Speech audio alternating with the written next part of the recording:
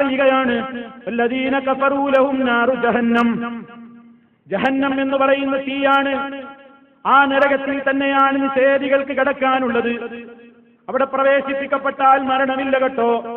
കാര്യമൊക്കെ കഴിഞ്ഞില്ലേ, അങ്ങനെ മരിച്ചു പോകാലോ? ഇല്ല. എന്നാൽ ശിക്ഷയിൽ വല്ല ഇളവുമുണ്ടോ? അതുമില്ല.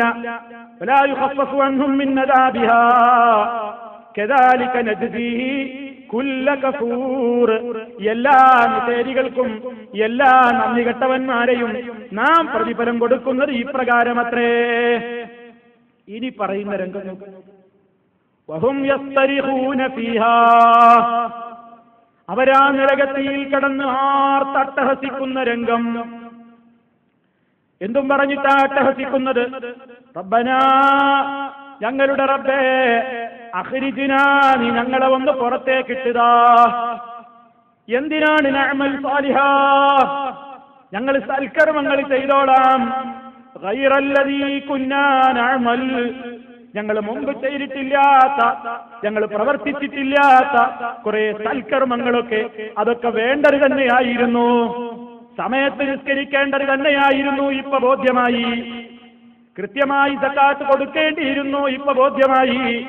പലിശ വാങ്ങരുതായിരുന്നു, ബോധ്യമായി. ഹറാമ് കാണരുതായിരുന്നു, ബോധ്യമായി. സിനിമയുടെ ആളാകരുതായിരുന്നു, സീരിയലുകളുടെ ആളാകരുതായിരുന്നു, സംഗീതത്തിന്റെ ആളാകരുതായിരുന്നു, മദ്ദളത്തിന്റെയും തബലയുടെയും ഗിറ്റാറിന്റെയും അതുപോലെയുള്ള മ്യൂസിക് ഉപകരണങ്ങളുടെയും ആളാവരുതായിരുന്നു. പലിശയിലൂടെ സമ്പാദിക്കരുതായിരുന്നു, ഹറാമ് തിന്നരുതായിരുന്നു, ഹറാമ് കാണരുതായിരുന്നു, കേൾക്കരുതായിരുന്നു. അല്ലാഹുവേ, നിന്നെ എല്ലാരെ വിളിച്ചു പ്രാർത്ഥിക്കരുതായിരുന്നു, നിന്റെ മുമ്പിൽ എല്ലാരെ സുജൂദ് ചെയ്യരുതായിരുന്നു, നിനക്ക് വേണ്ടി എല്ലാരെ നേർച്ച വഴിപാടർപ്പിക്കരുതായിരുന്നു. എല്ലാം ബോധ്യമായി. അല്ലാഹ്, ഒന്ന് പുറത്തേക്കിട്ട് തരുമോ? ഒന്നും കൂടെ ഒരായുസ് തന്നാൽ ഞങ്ങൾ ചെയ്യാതെ വിട്ടുപോയ അമൽ സാലിഹാത്തുകളൊക്കെ ഒന്ന് ചെയ്യാം റബ്ബേ എന്ന് നരകത്തിൽ കടന്നുകൊണ്ട് പാപികൾ ആർത്തട്ടഹസിച്ച് വിളിച്ചു പറയുന്ന രംഗം വിശുദ്ധ ഖുർആൻ അവരോട് ചോദിക്കുകയാണ്. അല്ലാഹ് അതിന് മറുപടി പറയുന്ന രംഗം നോക്കൂ. അല്ലാഹു ഇത് പറയുന്ന പാപികളോട് ചോദിക്കുകയാണ്, കാഫിറുകളോട് ചോദിക്കുകയാണ്, അവലം നുഅമ്മിറുക്കും, ഞാൻ നിങ്ങൾക്ക് ആയുസ് തന്നിരുന്നില്ലേ? നിങ്ങളെ ഞാൻ വെറുതെ ഇങ്ങ് ജഹന്നമിലിട്ടതാണോ? ഞാൻ നിങ്ങൾക്ക് ഒരുപാട് വയസ്സുകാലം ജീവിക്കാൻ തന്നില്ലേ? അവലം നുഅമ്മിറുക്കും, ഞാൻ നിങ്ങൾക്ക് ആയുസ് തന്നിരുന്നില്ലേ? 10ഉം 60ഉം 45ഉം 50ഉം 70ഉം 80ഉം ഒക്കെ കൊല്ലം ജീവിച്ചവർ, അതിലും അപ്പുറം ജീവിച്ചവർ, അള്ളാഹു കണക്കാക്കി ആയുഷ്കാലം ജീവിച്ചു തീർത്തവർ, അള്ളാഹ് ചോദിക്കുകയാണ്, ഞാൻ നിങ്ങൾക്ക് ആയുസ് തന്നിരുന്നില്ലയോ? എന്തിന്? മാ യതദക്കറു ഫീഹി മൻ തദക്കർ, ചിന്തിക്കാനും ആലോചിക്കാനും പഠിക്കാനുമൊക്കെ ഉപകാരപ്പെടുന്ന നിലക്ക് നിങ്ങൾക്ക് അതിനൊക്കെ സൗകര്യം കിട്ടുമാറ് ഞാൻ നിങ്ങൾക്ക് സമയം തന്നിരുന്നില്ലേ? ഞാൻ നിങ്ങൾക്ക് ഏറ്റവും വലിയ സൗകര്യം തന്നിരുന്നില്ലേ? മാത്രമല്ല, നേരെ നെറുകേടെന്ന് പഠിപ്പിക്കാൻ വേണ്ടി മുന്നറിയിപ്പുകാരി, താക്കീതുകാരി നിങ്ങൾക്ക് വരികയും ചെയ്തിരുന്നില്ലേ? അന്നൊക്കെ നിങ്ങളത് കേൾക്കാൻ വരെ തയ്യാറായില്ല. കേൾക്കാൻ വരെ തയ്യാറായില്ല. നിങ്ങളതിനെ മാറ്റിവെച്ചു, നിങ്ങളതിൽ നിന്ന് ഊരിച്ചാടി, നിങ്ങളതിൽ നിന്ന് കുതറി ഓടി.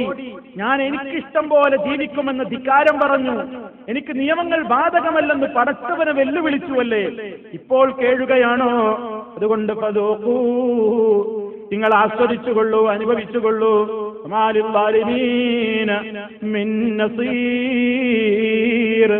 അക്രമികളായ ആളുകൾക്ക് ഒരു സഹായിയെയും കാണാൻ കഴിയില്ല.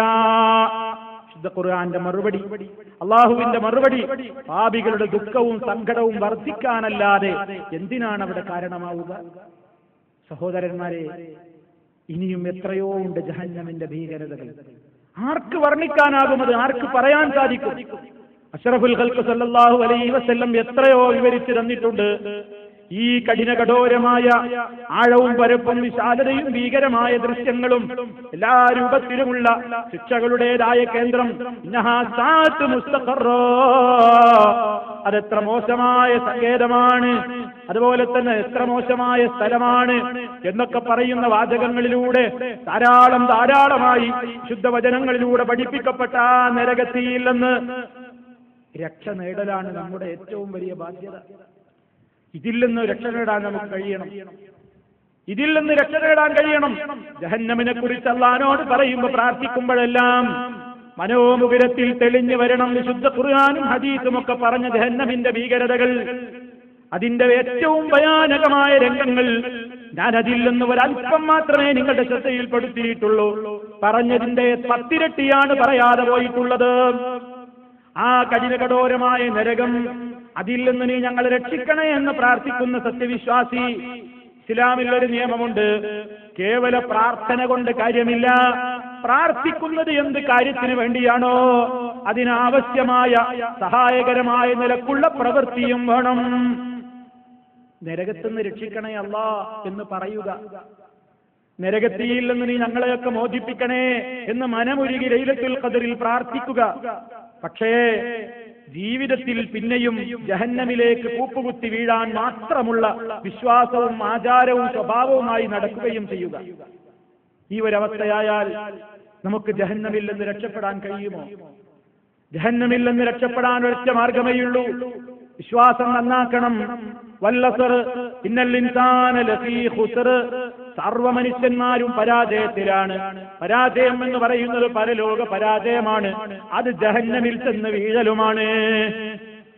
അതിൽ നിന്നുള്ള രക്ഷ ലഭിക്കപ്പെടുന്നത് ഇല്ലല്ലദീന ആമനു, വിശ്വസിച്ചവരൊഴികെ, ഫഅമിലുസ് സാലിഹാത്തി, നല്ല നല്ല പ്രവൃത്തികൾ ചെയ്തവരൊഴികെ, വതവാസൗ ബിൽ ഹഖ്, താൻ നന്നായാൽ മാത്രം പോരാ, താൻ അറിഞ്ഞ സത്യത്തെ അത് അറിഞ്ഞിട്ടില്ലാത്തവരിലേക്ക് എത്തിച്ചു കൊടുക്കാൻ വേണ്ട പരിശ്രമങ്ങളിൽ ഏർപ്പെടുന്നവനും. അതുപോലെ തന്നെ ആ മാർഗം വലിയ സുഗമമായ മാർഗമല്ല. ആളുകളോട് ഹക്ക് പറയുമ്പോ, ഹക്ക് കൊണ്ട് ഉപദേശിക്കുമ്പോ ഒരുപാട് ത്യാഗമുണ്ട്.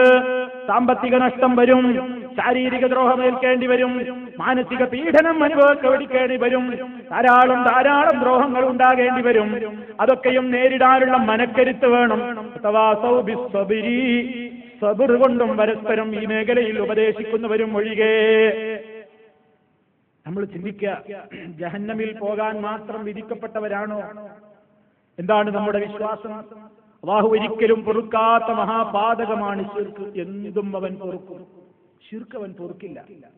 ഇന്നല്ലാഹ ലാ യഗ്ഫിറു അൻ യുശ്റക ബിഹി, അല്ലാഹു അവനിൽ പങ്കു ചേർക്കപ്പെടുന്നത് ഒരിക്കലും പൊറുക്കുന്നതല്ല.